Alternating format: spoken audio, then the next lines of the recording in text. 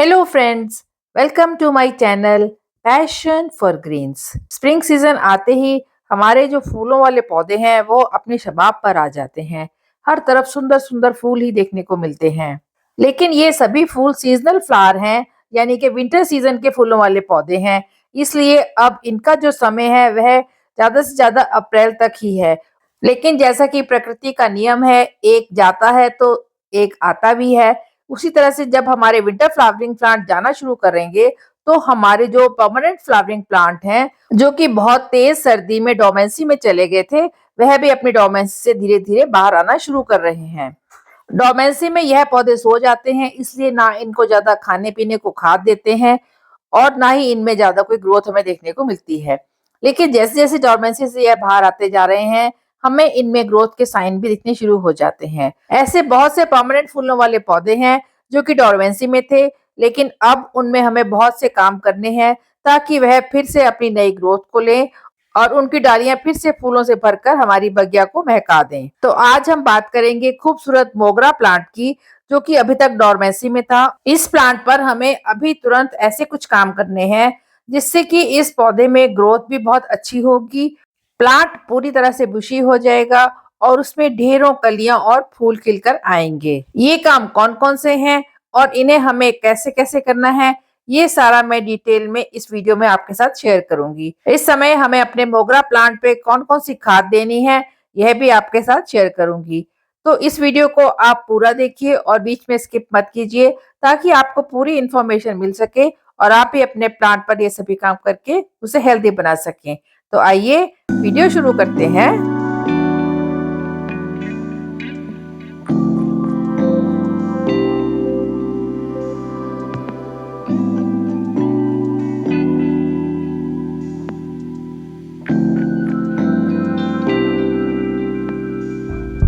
मोतिया, जैस्मीन या मोगरा एक परमानेंट फ्लावरिंग प्लांट है जिसमें बहुत ही अच्छी खुशबू होती है। यह नवंबर से लेकर लगभग जनवरी के आखिर तक डोरमेंसी में रहता है और इसके बाद यह लगभग पूरा साल ही फ्लावरिंग करता रहता है। ये मेरे मोगरा के प्लांट हैं जो कि डोरमेंसी में हैं। अभी इनमें ग्रोथ के साइन मुझे दिखने शुरू हो गए हैं, लेकिन इनके पत्ते भी आप देखेंगे काफ़ी पुराने और पीले से हो गए हैं और इसकी स्टेम्स भी काफ़ी ड्राई सी हैं। पूरा प्लांट ही एकदम डल सा लग रहा है। अब सबसे पहले तो हमें इसमें जो काम करना है वह है इस गमले की पूरी तरह साफ सफाई करना। इसमें जो भी खरपतवार उग गई हो या एक्स्ट्रा वीड वगैरह ग्रो हो गई हो, उन्हें हम अच्छी तरह से साफ कर देंगे, क्योंकि पिछले 2-3 महीने से इस पौधे में कोई भी ग्रोथ नहीं हुई है। तो जो इसकी पत्तियां हैं वह भी काफ़ी पुरानी हैं और थोड़ी पीली सी भी हो रही हैं, तो इन पत्तियों को भी पूरी तरह से इस पौधे से हटा देंगे। गमले की मिट्टी में अच्छी तरह से जांच पड़ताल कर लेंगे कि कहीं ओवर मॉइस्चर से उसमें कहीं फंगस वगैरह तो नहीं लग गई, और इसी के साथ ही पौधे की जो टहनियां हैं उन्हें भी अच्छी तरह से चेक कर लेंगे कि वहाँ भी किसी तरह के पेस्ट का अटैक ना हो गया हो। दूसरा इम्पॉर्टेंट काम है पौधे में प्रूनिंग करने का या कटाई छटाई करने का। यहाँ पर हमें इस बात का ध्यान रखना है कि हमें किन ब्रांचेस को काटना है और किन को नहीं। सबसे पहले तो जो पतली पतली लेगी सी हो रखी ब्रांचेस हैं, जो काफ़ी लंबी हो रखी हैं, उन्हें इस तरह से ट्रिम कर देना है या प्रून कर देना है। ऐसा करने से जो नई ब्रांचेस आएंगी वह थोड़ी मोटी आएंगी और जहाँ से आप ब्रांच को प्रून करेंगे वहाँ से 2-3 नई ब्रांचेस ज़रूर ही निकलेंगी। इससे जब सभी ब्रांचेस की पूरी तरह ग्रोथ हो जाएगी तो पौधा पूरी तरह से बुशी बन जाएगा। इस समय आप अपने पौधे को मनचाही शेप दे सकते हैं और उसके अकॉर्डिंगली ही आप अपने पौधे में प्रूनिंग कर सकते हैं। प्रूनिंग का यह काम आप जनवरी एंड से लेकर फरवरी मिड तक तो अवश्य कर लीजिए, क्योंकि प्रूनिंग करने के बाद कम से कम 20 से 25 दिन के बाद ही पौधे में ग्रोथ आने शुरू होगी। और अगर देर से आप प्रूनिंग करेंगे तो आपके पौधे में नई ग्रोथ भी देर से आएगी और उसका नतीजा ये होगा कि आपके पौधे में फ्लावरिंग भी बहुत देर से शुरू होगी। अगर आपके यहाँ मौसम ठीक है और गर्मी होनी शुरू हो गई है और दिन के समय थोड़ी तेज़ धूप रहती है, तो आप ये जो प्रूनिंग का काम है अभी तुरंत ही अपने पौधे पर कर लें, ताकि आने वाले टाइम में आपको इस पौधे पर अच्छी फ्लावरिंग भी देखने को मिल जाए। फरवरी के महीने में आप अपने पौधे पर हार्ड प्रूनिंग कर सकते हैं। इससे यह होगा कि जो पौधे में नई नई ग्रोथ निकलनी शुरू हुई है, पौधे की पूरी एनर्जी उसी ग्रोथ के लिए लगेगी और जो नई नई शाखाएं निकलेंगी उनमें भी नई नई ग्रोथ होनी शुरू हो जाएगी। प्रूनिंग करने पे जो एक्स्ट्रा लीव्स या पत्तियां निकलेंगी उन्हें आप कंपोस्ट बिन में डाल सकते हैं, और जो इस तरह से थोड़ी मोटी टहनियां हैं उनसे आप नए प्लांट भी बना सकते हैं। इन कटिंग से नए प्लांट कैसे बनाने हैं ये वीडियो के आखिर में आपके साथ शेयर करूंगी।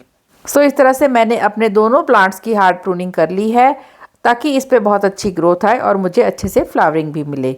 कटिंग प्रूनिंग करने के बाद अगला इम्पॉर्टेंट काम है इस पौधे की मिट्टी में अच्छी तरह से गुड़ाई करना, क्योंकि पूरी सर्दियां भर हमने इस पौधे को बिल्कुल भी छेड़ा नहीं है और ना ही इसकी तरफ ज़्यादा ध्यान दिया है, तो इसकी मिट्टी भी थोड़ी हार्ड सी हो गई है। इस समय आप 1 से 1.5 इंच तक इसमें गुड़ाई कर दीजिए, और गुड़ाई करने के बाद कम से कम 1 दिन तक इसे पूरे दिन की धूप दिखाएं।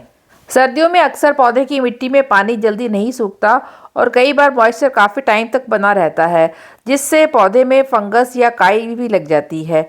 अगर आपके पौधे की मिट्टी में भी ऐसा कुछ है तो आप इस गमले की मिट्टी में चाहे तो इस तरह से थोड़ी सी हल्दी डाल दीजिए, और या आप दालचीनी का पाउडर भी डाल सकते हैं, या किसी अच्छे फंजीसाइड का प्रयोग भी आप इस समय कर सकते हैं।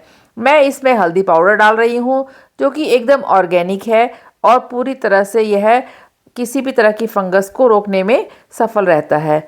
इस तरह से लगभग 1 से 1.5 चम्मच हल्दी का 10 से 12 इंच के गमले में मैंने डाला है, और इसे डालने के बाद मिट्टी को अच्छी तरह से इस हल्दी के साथ मिक्स कर दिया है। गमले को पूरे 1 दिन मैंने धूप में रखा है ताकि अच्छी तरह से इसकी मिट्टी में हवा भी लग जाए और सूरज की तेज़ रोशनी से इसकी जो मिट्टी है वह एनर्जाइज भी हो जाए। अभी तक हमारा मोगरे का यह प्लांट डोरमेंसी पे था, इसलिए इसमें किसी भी तरह की खाद को भी हमने नहीं दिया।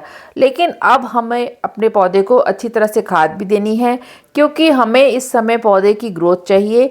पौधे में नई नई शाखाएं आएंगी, नए नए पत्ते आएंगे, और इसके साथ ही पौधे में नई नई कलियां और फूल भी बनेंगे।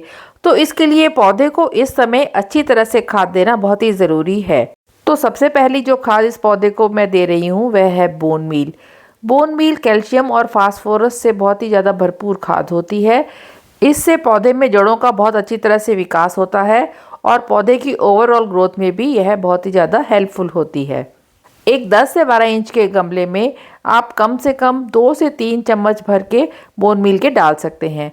अगली जो खाद है वह है नीम की खली, जो कि माइक्रोन्यूट्रिएंट से भरपूर है। इसके साथ ही साथ यह पौधों को कीड़े मकोड़ों से भी बचाती है।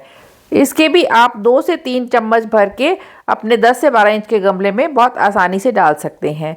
जो भी खाद आप पौधे में डालें उसे गमले के किनारे किनारे पे डालें और पौधे के तने से दूर ही रखें। तीसरे नंबर पर जो खाद है वह है वर्मी कंपोस्ट।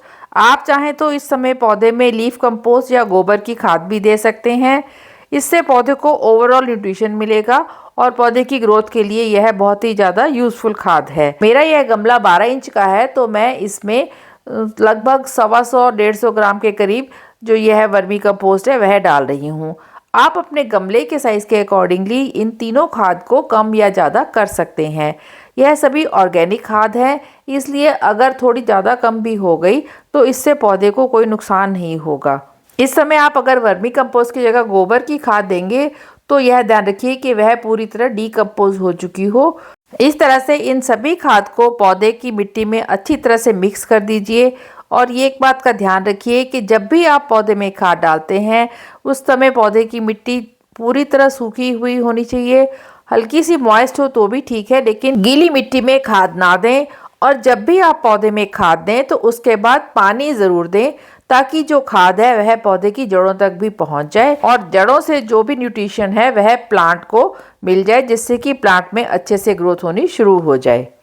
पौधे में खाद और पानी अच्छे से देने के बाद इसे ऐसी जगह पर प्लेस करना है जहां पर इसे पूरे दिन की कम से कम 5 से 6 घंटे की डायरेक्ट सनलाइट मिले। पौधे की प्रूनिंग करने के बाद इस तरह से हमें हेल्दी कटिंग्स मिली हैं, जिनसे मैं नए नए प्लांट्स भी बना लूंगी। कटिंग ग्रो करने के लिए मैंने 30% सैंड, 30% गार्डन सॉइल और 30% ही कंपोस्ट ली है।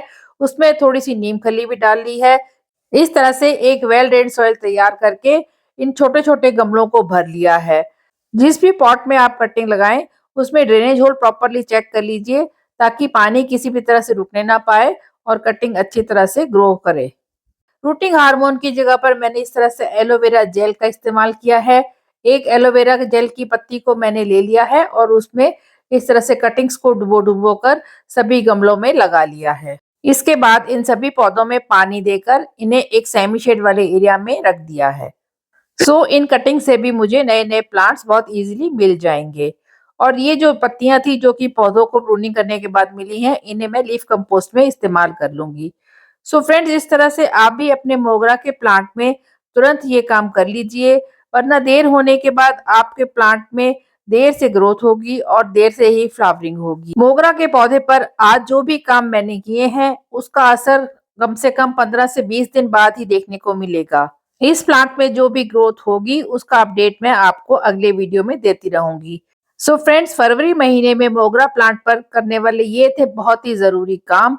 आशा करती हूँ आपको ये वीडियो यूजफुल लगा होगा, और अगर आपको ये वीडियो अच्छा लगा हो तो इसे लाइक कीजिए, कमेंट कीजिए, शेयर कीजिए और मेरे चैनल को सब्सक्राइब कीजिए। Thanks for watching.